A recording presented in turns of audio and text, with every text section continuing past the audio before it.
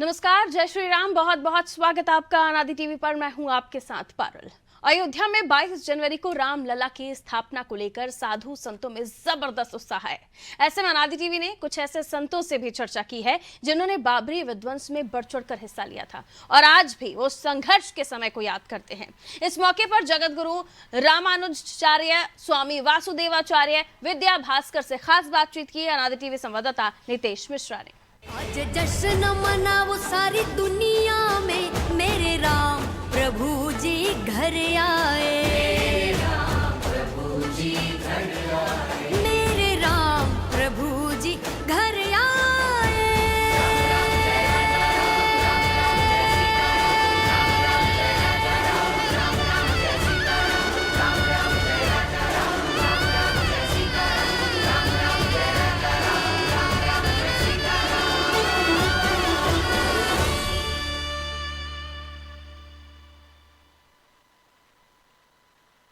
राम मंदिर बनने की राह वैसे तो संत समाज काफ़ी वर्षों से देख रहा था, लेकिन कुछ ऐसे लोग भी थे जो यहाँ पर जो संघर्ष हुआ उसकी अगवानी की।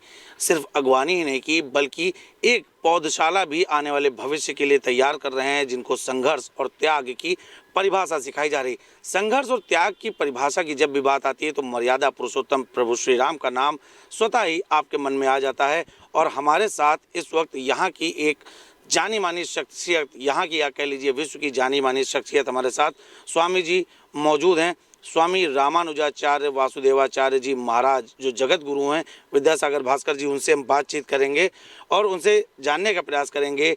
चूँकि हमारी मुलाकात इससे पहले भी हो चुकी है स्वामी जी से, तो उस समय के और वर्तमान समय के कुछ अनुभव आपके सामने स्वामी जी के मुखार बिंदु से। स्वामी जी आज यहाँ पर हैं और आपके ठीक समानांतर पर राम मंदिर है। संघर्ष भी आपने किया, कार सेवा में भी आप रहे। आज क्या कुछ महसूस करते हैं, बताएं। आज सबसे ज़्यादा प्रसन्नता का अनुभव हो रहा है, क्योंकि हम सब लोगों ने आंदोलन किए हैं इसके लिए। हम सब लोगों ने प्रहार सहे हैं तत्कालीन सरकारों के, इसी राम मंदिर का आंदोलन करते समय। 1985 से विश्व हिंदू परिषद का केंद्रीय मार्गदर्शक मंडल का मार्गदर्शक बनाया गया हमको। तब से आज तक भगवान श्री राम के ही कार्य में लगे हैं और इतने सुखद क्षण भी आए जिसमें जो ये श्री राम मंदिर बन रहा है, उस समय तीनों ढांचे थे, बाबरी ढांचे, उसको ध्वस्त करने का भी पुण्य अवसर प्राप्त हुआ। और मैं पुण्य अवसर इसलिए कहूँगा कि भगवान श्री रामलला एक आक्रांता के नाम पर बने ढांचे के अंदर रह रहे थे, जिसको लोग बाबरी मस्जिद कहा करते थे। और ये पीड़ा, ये व्यथा गोस्वामी तुलसीदास जी की भी थी, जिन्होंने कहा मांगे के खैबो मसीत के सोईबो, लेवे के एक न देवे को दो, धूत कहो अवधूत कहो जुलाहा कहो कोई, कुछ भी सब कुछ रजपूत कहो जुलाहा कहो कोई, ये कहा है। तो मतलब गोस्वामी जी भी जब देखते थे राम जन्मभूमि में मस्जिद का आकार देखते थे तो उनको भी क्षोभ होता था, कष्ट होता था। तो इतने वर्षों के संघर्ष के बाद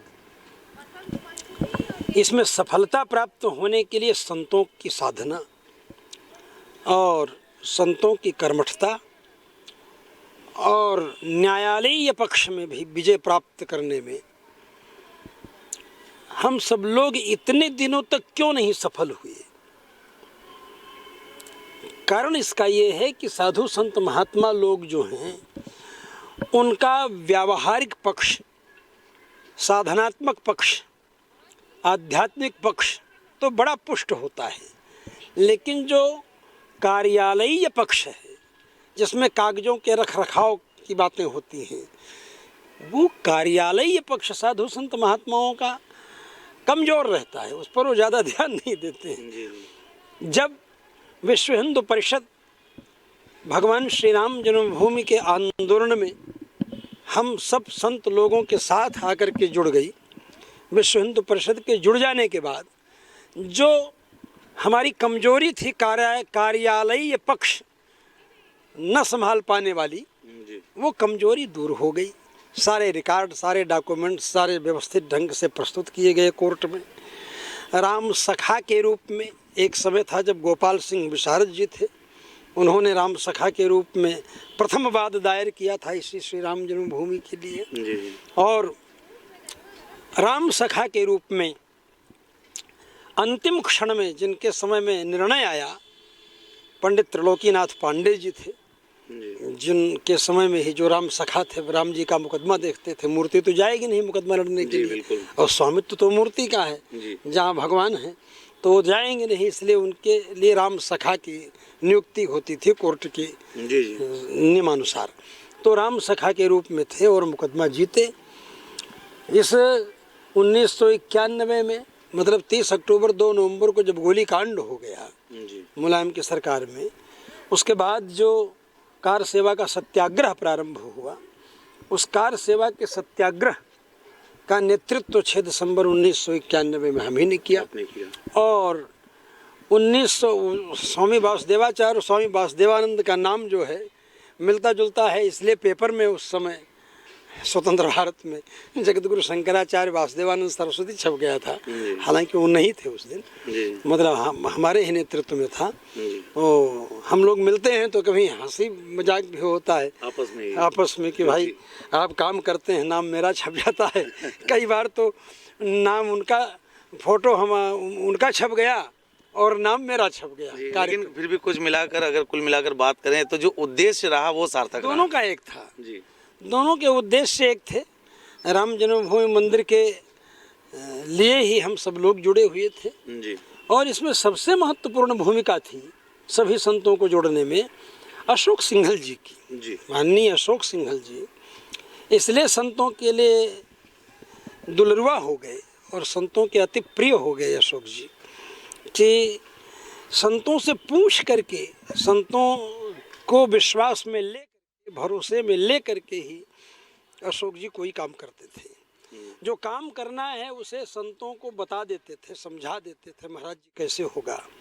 उनकी विनम्रता और उनकी निश्चलता का ये प्रमाण था कि जगत गुरु धर्माचार्य लोग भी अपने अपने सिंहासनों को छोड़ करके एक मंच पर जा कर के बैठे।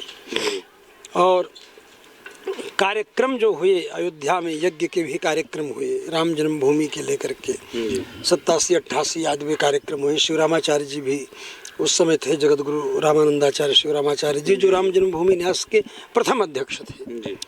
तो उस समय भी यज्ञ हुए। बाद में उन कार्यक्रमों को डाउन करने के लिए चंद्रा स्वामी जी के द्वारा प्रायोजित सोम यज्ञ भी यहाँ हुआ कांग्रेस की पहल पर, चंद्रा स्वामी जी के नेतृत्व में वो भी हुआ। हालांकि वो सफल नहीं हुआ, वो क्योंकि लक्ष्य ठीक न होने से उसमें सफलता नहीं मिल पाती है। तो इन सभी विभिन्न प्रकार के उतार चढ़ावों को देखा हम सब लोगों ने। 6 दिसंबर 2092 को, मैं 1992 को 2000 कह रहा हूँ, जब ढांचा ध्वस्त हो रहा था, उस समय पहले प्रारंभ में पूजन के समय तो अशोक सिंघल जी, मैं और ओम प्रकाश सिंघल जी और रामचंद्र परमहंस जी सब लोग पूजन के समय साथ बैठे थे। और उसके बाद फिर खड़े हो गए लोगों ने कहा यहाँ से हट जाएं, तो हम लोग खड़े हो गए तो आडवाणी जी, जोशी जी और अशोक जी तीनों लोग हमारे साथ फ्रंट लाइन में और द टेलीग्राफ में कवर पेज पर वो फोटो छपी थी। उस समय मेरी मूछें हुआ करती थी, बड़े बड़े बाल होते रहते घुंघराले। उस समय ढांचा पर कब्जा हो जाए, मुकदमा जीत जाए हम लोग, ढांचा पर ये कलंक जो है भगवान राम के मंदिर पर ये ध्वस्त हो जाए, तब मुंडन करेंगे, तब क्षौर कराएंगे, इस तरह की प्रतिज्ञा थी। और ढांचा ध्वस्त होने के बाद फिर क्षौर कराया हमने। तब तक मूछें थी, बाल थे, एक अनुष्ठान के रूप में उसको लिया था हमने। यहाँ तक कि गंगोत्री, जमुनोत्री, बद्री, केदार चारों धाम की यात्रा सिंघल जी के साथ की। ओम प्रकाश सिंघल जी सीसी कॉलोनी वाले थे। तो जहाँ संकल्प बोलने की बात आती थी तो बोलते थे संकल्प स्वामी जी बोलेंगे। तो संकल्प मैं यही बोलता था, श्री राम जन्मभूमि ऊपरी अचिरात मंदिर निर्माणार्थम, तो शीघ्रतया मंदिर निर्माणार्थम बद्रीनाथ पूजनमहम करिष्यामि, क्योंकि भगवान के निमित्त है संकल्प, भगवान में परिणाम जाएगा, इसलिए करिष्ये की जगह पर करिष्यामि बोला करते थे। तो परस्मय पद क्रिया का प्रयोग करना, आत्मने पद का, यद्यप भगवान हमारे आत्मने पद ही माने हमारे खुद के हैं, भगवान हमारे हैं, लेकिन फिर भी एक व्यवस्था है।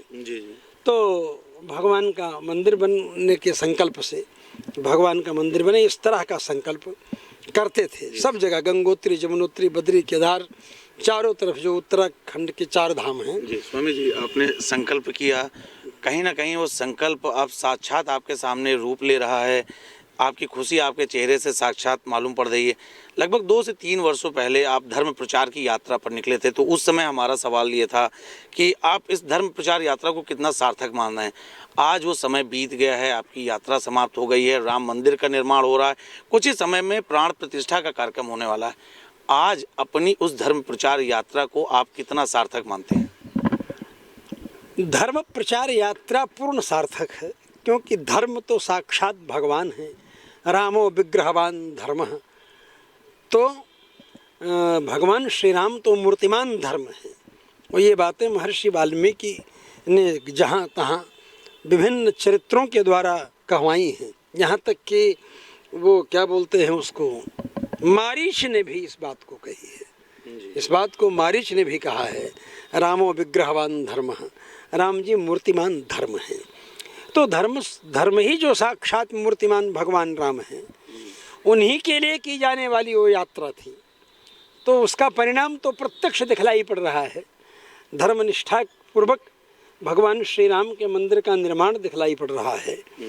ढांचा ध्वस्त होते समय रामलला को विराजमान करने का भी कार्य उस समय किया हमने।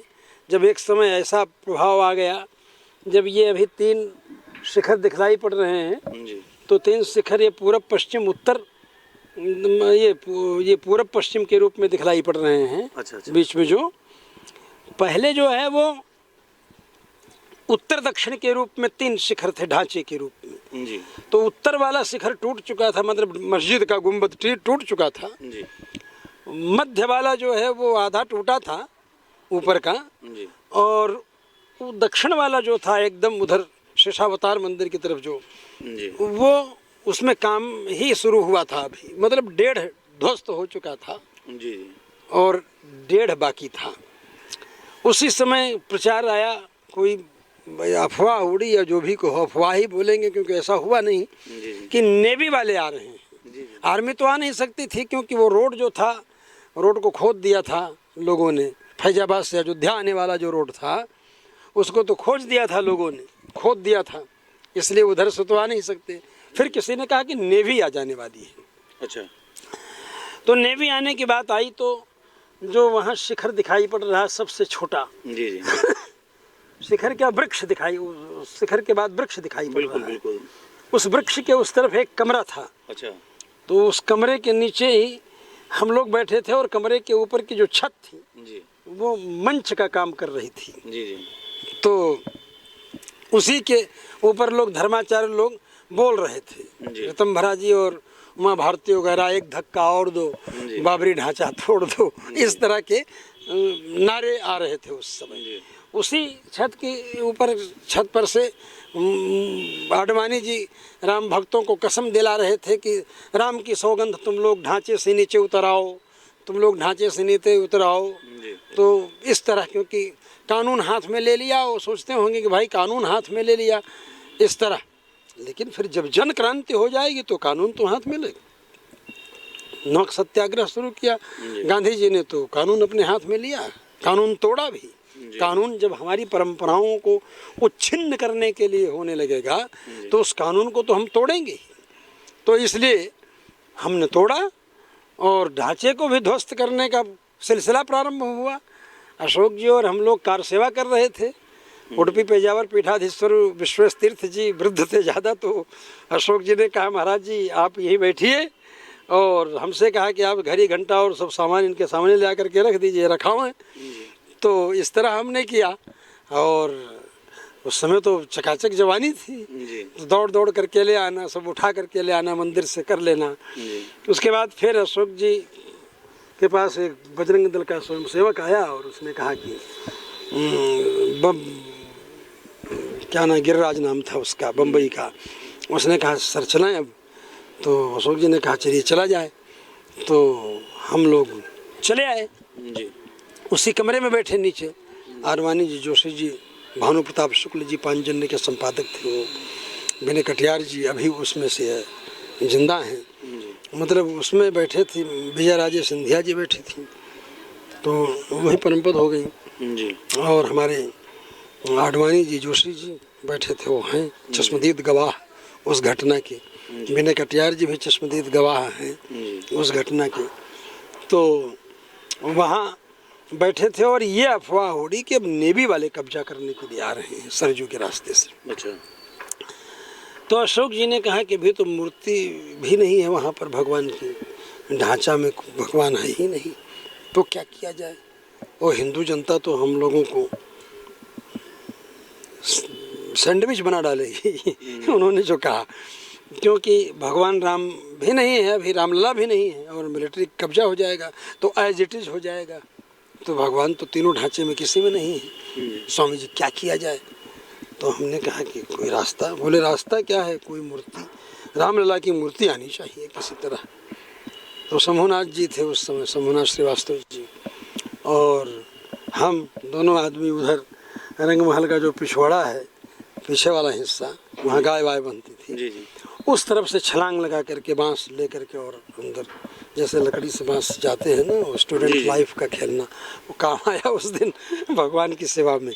तो वहाँ गए, वहाँ जा करके पहुँचे तो धूलि धूसरित हमको देख करके बलराम दास जी महाराज जी वहाँ के महंत थे उस समय, तो वात्सल्य था उनका हमारे ऊपर। उन्होंने कहा अरे जगतगुरु जी महाराज आप कार सेवा कर रहे हैं। हमने कहा आप भी कार सेवा कर सकते हैं। बोले मैं बूढ़ा आदमी क्या कार सेवा करूंगा। मैंने कहा नहीं कर सकते हैं। बोले क्या कर सकते हैं। हमने कहा भगवान का मंदिर खोलिए और रामलला की 2 मूर्तियां दे दीजिए, हमें ढांचे में रखना है। नियमानुसार 5 बजे के पहले मंदिर नहीं खुलता है, राजाधिराज है जी जी, 4 साढ़े 4 तो बजता ही है मंदिर खुलने में। लेकिन उन्होंने कहा कि ठीक है, और तत्काल राम जी के कार्य के लिए उन्होंने मंदिर खोला जी। मंदिर खुलवा करके और रामलला के 2 विग्रह दिए, रामलला के 2 विग्रह दिए, और उन दोनों विग्रहों को लेकर के हम लोग गए। लाखों लोगों को पार कर, किसी को किसी का आभास ही नहीं हो रहा था कि कौन कहाँ है, कौन क्या कर रहा है, बगल में कौन है, सामने कौन है, पीछे कौन है। अपना ही काम करने में सब लोग दत्त चित्त थे, अपना ही काम करने में उसी झोंक में हम भी जा रहे थे। कौन हमारे दाईं तरफ है, बाईं तरफ है, ये सब भी नहीं मालूम था। राघव दास जी और श्रीवास्तव जी, हमारे शंभुनाथ जी और हम अपने स्वयं तीनों जब ढांचा में बीच में प्रविष्ट हुए, शंभुनाथ जी पहले गए, फिर राघवदास जी गए। जैसे मैं घुसा वैसे धड़ाम से गिरा मेरे बाकी वाला पत्थर, और वो सब धूल धूल, सुर्खी चूना की जुड़ाई होती थी, वो धूल धूल हो गया सब तरफ। तो शंभुनाथ जी बोले अरे स्वामी जी, उनको लगा कि स्वामी जी दब गए शायद। तो हमने कहा हाँ हो, अभी जिंदा हैं, अभी इतना सौभाग्य कहाँ है कि हम लोग बलिदान दे देंगे। फिर धूल धूल थोड़ा कुछ अलग हुई, और 4 ईंटा इधर रख करके रामलला को रख दिया, उसी ईंटा के ऊपर 4 ईंटा और इधर रख करके ऊंचा करके उनको रख दिया वहाँ। कि अब तो दिमाग में ये था कि मिलिट्री आ जाएगी, नेवी आ जाएगी, जल सेना आ जाएगी, ये दिमाग में था। तो इसलिए जल्दी रख कर और फिर आगे आना था। अभी यहाँ आए कमरे में अशोक जी के पास, तो विजय राजे सिंधिया जी मेरे शरीर की मिट्टी लगा करके जो गिरी थी मत्थे में लगाने लगी। तो हमने कहा माता जी मंदिर बनेगा तो बढ़िया, भगवान का प्रसाद मलयागिरी चंदन केसर कस्तूरी मिला हुआ लगाइएगा। उन्होंने कहा कि स्वामी जी पता नहीं उस समय तक मैं रहूं कि न रहूं। बहुत मतलब मर्म शब्द उन्होंने कहा उस समय, और आज भी मुझे स्मरण होता है तो लगता है कि कितने लोग ये सपना संजोए संजोए अपनी आँखों में सर्वदा के लिए आंखें बंद करके चले गए। उसी में वामदेव जी महाराज जो हैं बेतराग परमहंस, वामदेव जी महाराज भी उसी में हैं। एक अशोक जी हैं, अवैधनाथ जी हैं, रामचंद्र परमहंस जी हैं, जगतगुरु पुरुषोत्तमाचार्य जी हैं, जगतगुरु रामनारायणाचार्य पूज्य हमारे गुरुदेव जी हैं। बिल्कुल निश्चित, कितने बड़े बड़े महापुरुष हैं। जगतगुरु शंकराचार्य शांतानंद सरस्वती जी चले गए, जयेंद्र सरस्वती जी चले गए। निश्चित ही ये बहुत दुख का विषय है कि जिन्होंने एक इतना बड़ा संकल्प लिया जो यहाँ पर नहीं। स्वामी जी एक सवाल हम अभी आपसे, 5 मिनट भी नहीं हुआ था, जी वहाँ गए हुए अशोक जी के पास बैठे कमरे में, जब राजमाता जी की बात बताया लगा रहे, अभी 5-7 मिनट ही नहीं हुआ कि एक कार सेवक एक रामलला को लेकर के पहुंच गया वहाँ, वही जो हमने रखा था उसी स्थान पर जहाँ पर आपने उसको रखा। हाँ, जब वहाँ से उठा लाया अच्छा, कार सेवक, बलिदानी जत्था लिखा था कार सेवक के मत्थे पर। बलिदानी जत्था थे जो हुतात्मा के रूप में थे कि मैं शरीर त्याग दूंगा भगवान के लिए। पट्टी उनके मत्थे में लगी रहती थी, बलिदानी जत्था लिखा रहता था उस पट्टी के ऊपर, समझे, यहीं आती थी पट्टी। जी जी जी। तो बलिदानी जत्था का कार सेवक था वो, और वो आ गया रामलला को लिए हुए। तो अशोक जी ने कहा, अरे इतनी मेहनत से रखा गया था और क्यों ले आए? तो हमने अशोक जी से कहा कि ऐसा है कि भगवान राम जी को पूरे ध्वस्त करना होगा मंदिर, इसलिए सोचे होंगे कि हमको यहाँ के यहाँ ले आकर के बैठा दिया है। ये बोले स्वामी जी बड़ी मेहनत से आपने रखा था इसको। तो हमने कहा उसकी कोई बात नहीं है, फिर मेहनत होगी ज़रूरत पड़ने पर। तो अभी वो रख दिया, क्या नाम से क्या बोलते हैं, इसने मूर्ति, एक मूर्ति लाया, 2 मूर्ति रखे थे ना हम लोग, एक मूर्ति अभी भी अंदर ही है। अच्छा, एक रामलला जी अभी भी अंदर हैं। और फिर रात्रि को फिर मैंने जब वो ले आया तो उन रामलला को हम ले आए, हमारे पास थे रात में यहाँ भास्कर भवन में मैं रहता था वहाँ। तो भास्कर भवन में रामलला जी जो है रहे रात भर, और उसके बाद रंगमहल भिजवा दिया क्योंकि वहीं के रामलला जी थे वो। लेकिन एक रामलला अभी भी नीचे हैं। अच्छा। तो लालदास जो वहाँ के उस समय पुजारी थे, लालदास जी, वो कम्युनिस्ट माइंडेड थे। उन्होंने हमारे ऊपर आरोप लगाया कि असली स्वर्ण की मूर्ति जगतगुरु वासुदेवाचार्य ने गायब कर दी और वहाँ दूसरी मूर्ति रख दी। तो अपने अंदाज पर बोलते रहे, वो लोग तो थे नहीं उस समय, कोई दिखाई नहीं पड़ रहे थे। जो आजकल दम्भ भर रहे हैं कि हमने कर दिया और हमारे करने से ये हो गया, ऐसे कोई लोग नहीं थे उस समय वहाँ जब ढांचा ध्वस्त हो रहा था। इसी मामले पर हम एक पक्ष आपका और भी लेना चाहेंगे। जब से राम मंदिर का मार्ग प्रशस्त हुआ है, अयोध्या वैसे तो संतों की नगरी है, लेकिन कदाचित ये देखा जा रहा है कि वर्तमान समय में यहाँ पर तमाम ऐसे साधु संत आ रहे हैं जो इससे पहले कभी दिखाई नहीं पड़े। और ये बात हम नहीं कह रहे हैं, ना है हम कोई आरोप लगा रहे हैं। यहाँ के स्थानीय लोगों से जब हमने बात की तो वो ये कह रहे हैं। तो ये जो समागम बढ़ा है, इसमें यहाँ पर जनता भी आ रही है, लोग भी पहुँच रहे हैं, कैसे पहचान करेंगे? क्योंकि जनता है, उनका तो धार्मिक बिंदु है, वो कैसे पहचान करेंगे, इसके बारे में ज़रा कुछ संक्षेप में हमारे तमाम दर्शकों को बता दें। ऐसा है, अयोध्या तो प्राचीन काल से संतों की भूमि रही है और आश्रमों की नगरी रही है। 8-8 हज़ार मंदिर तो हम लोगों की जानकारी में अयोध्या में थे। अयोध्या में मठ मंदिरों में महंत लोग हुआ करते थे। कोई ऐसी कोई भी ऐसी जाति नहीं है जिस जाति के नाम से अयोध्या में मंदिर न हो। लोधी क्षत्रिय मंदिर भी आपको मिल जाएगा, बरई मंदिर मिल जाएगा आपको यहाँ पर, मतलब सब मंदिर हैं अयोध्या में, सब प्रकार के। केवल ब्राह्मण मंदिर, सरयू पारायण मंदिर या कान्यकुब्ज मंदिर या इस तरह ब्राह्मणों के नाम का कोई मंदिर कहीं नहीं मिलेगा। बाकी सभी जातियों के नाम के मंदिर आपको अयोध्या में मिलेंगे। और अयोध्या जो है, यहाँ साधु संत महात्मा प्राचीन काल से ही रहते हुए साधना करते थे। सायंकाल 4 बजे स्नान करके, तिलक लगा करके, माला झोरी ले करके, हाथ में ऐसे हजारिया माला ले करके, भगवान का स्मरण करते हुए, मंत्र राज का जप करते हुए सड़क पर परिक्रमा के लिए अयोध्या की रामकोट की परिक्रमा इस तरह निकल जाते थे। कनक भवन का दर्शन करते, हनुमानगढ़ी का दर्शन करते, जानकी घाट का दर्शन करते, छावनी का दर्शन करते। ऐसे जो महत्वपूर्ण स्थल हैं उनका दर्शन करने के लिए सवेरे, शाम को पट खोलने के बाद और सवेरे स्नान आदि करके, तिलक लगा करके और उस सूर्यार्घ देकर गायत्री मंत्र जप कर सीधे रसोई घर में घुस जाते थे। भगवान की रसोई बनाने के लिए निष्ठापूर्वक भगवान का भोग बनना चाहिए, व्यवस्थित भोग बनना चाहिए, शुद्धतापूर्वक बनाते थे भोजन, अशुद्धि नहीं होनी चाहिए, इन सब का विचार रखते थे। अब ऐसे संत तो हैं जो हैं अयोध्या में, लेकिन जो कारपोरेट संत जिनको आप कह सकते हैं उनकी ज़्यादा भीड़ अब होने लगी, क्योंकि अब यहाँ पर ज़्यादा आमदनी का क्षेत्र दिखलाई पड़ने लगा। ज़्यादा आमदनी का क्षेत्र दिखलाई पड़ने लगा तो जो व्यापारी साधु हैं वो लोग अब आना शुरू किए हैं। मतलब राम मंदिर का निर्णय आ जाने के बाद वो लोग जो है ज़मीनें देखना शुरू किए यहाँ, और यहाँ अपने मठ मंदिरों की स्थापना करने की योजना बनाना प्रारंभ की है। धर्म का व्यवसायीकरण करने का उनका उद्देश्य है। व्यवसायीकरण तो पहले से ही किए बैठे थे, उसी की एक ब्रांच यहाँ भी खोलने की योजना बनाने लगे। अरे भाई, व्यवसायीकरण तो पहले ही किए थे, पहले फेमस होना, प्रसिद्ध होना, और उसके बाद फिर अपना ब्रांड निकाल करके बिजनेस करना, व्यापार करना, तो ये तो सब जगह चल ही रहा था उन लोगों का। लेकिन बाद में अयोध्या में भी आकर के बसना प्रारंभ किए।